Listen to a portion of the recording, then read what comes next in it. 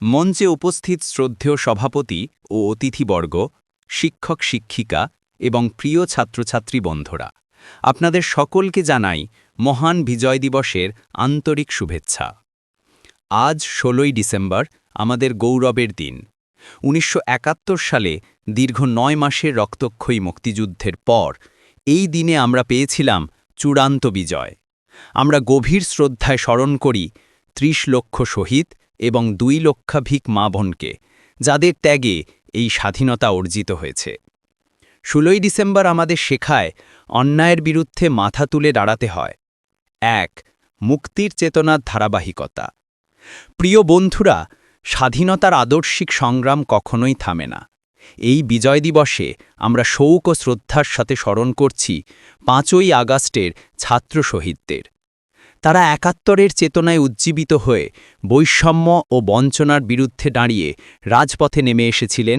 ৫ই আগস্টের এই বীর ছাত্র জনতার আত্মত্যাগ দেখিয়ে দিয়েছে যে বাংলাদেশের জনগণ সবসময় তাদের অধিকার ও ন্যায় প্রতিষ্ঠার জন্য লড়তে প্রস্তুত। তাদের সংগ্রাম আমাদের স্মরণ করিয়ে দেয় ন্যায়ভিত্তিক সমাজ প্রতিষ্ঠার জন্য মুক্তিযুদ্ধ এখনও চলমান। ২. আমাদের দৃঢ় অঙ্গীকার।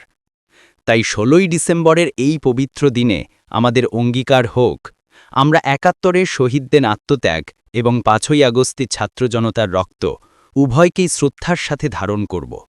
মুক্তিযুদ্ধের মূল্যবোধ ও আগস্টের চেতনায় উদ্বুদ্ধ হয়ে আমরা একটা বৈষম্যমুক্ত, ন্যায়ভিত্তিক এবং প্রগতিশীল বাংলাদেশ গড়ে তুলব।